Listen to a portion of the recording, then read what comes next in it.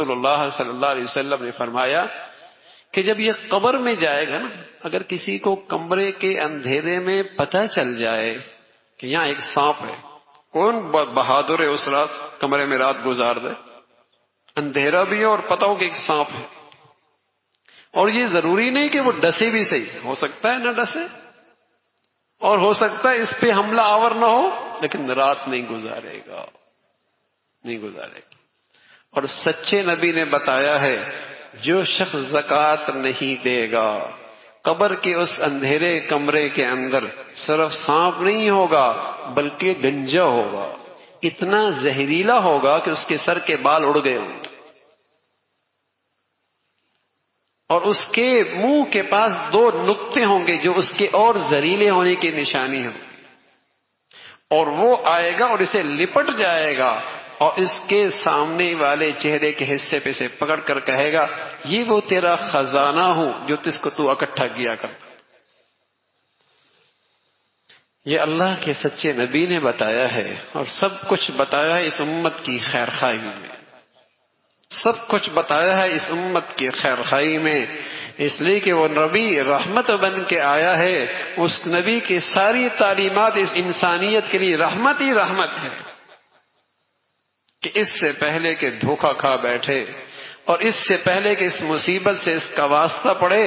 اپنی حفاظت کی شکل اختیار کر لے، کہ یہ دولت جسے یہ اکٹھا کیا کرتا تھا،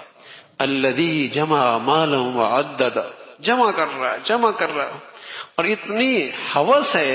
روز گنتا ہے کتنے ہو گئے، روز گنتا ہے کتنے ہو گئے، الذی جمع مالا وعدد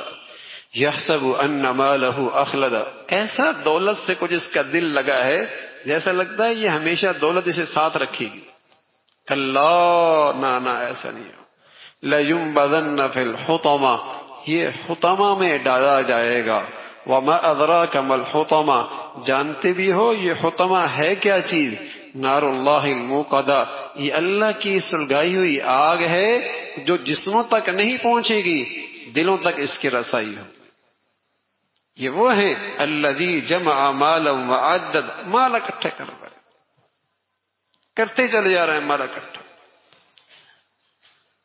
تو میرے عزیزو، بدترین بخل ہے کہ فریضہ زکوٰۃ اور جہاں جہاں ان مالدار صاحب مال کے لیے واجب خرچ کرنا، وہاں خرچ نہ کرو، وہاں خرچ نہ کرو، یہ دولت اس کے لیے مصیبت ہے، یہ دولت اس کے لیے مصیبت۔ تو پھر عزیزو، اگر اس دولت کو پاک کرنا ہے، اس مال کو پاکیزہ بنانا ہے، اس مال کو مبارک بنانا ہے، تو فکر ہو کہ اس میں اللہ کا حق باقی نہ رہے، اس میں اللہ کے بندوں کا حق باقی نہ رہے۔ کل قیامت میں اللہ کے بندے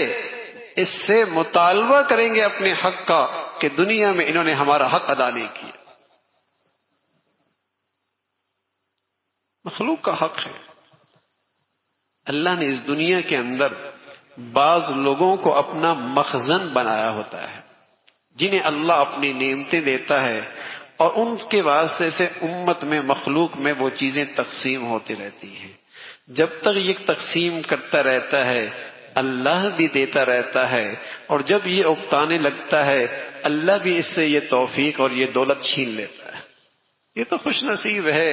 اللہ نے اسے اپنا خزانہ بنایا ہوا ہے اور اسے دے رہا ہے اور اس کے ہاتھ سے تقسیم کروا رہا ہے تو اللہ کا، اور اللہ اس کے ہاتھ سے تقسیم کرا کے اسے نوازنا چاہتا ہے۔ جب تک تقسیم کرتا رہے گا اللہ اسے اور دیتا رہے گا۔ جہاں اس نے تنگی اور بخل کا مظاہرہ کیا اللہ کسی اور کے حوالے کر دے گا۔ یہ کون سا آسمان سے گرا ہے؟ اللہ کسی اور کو دے دے گا اور اس کو یہ سعادت بخشے گا۔ تو میرے عزیزو، یہ تو بہت خوش نصیبی ہوتی ہے کہ اللہ رب العزت مال دے اور پھر خرچ کرنے کی توفیق۔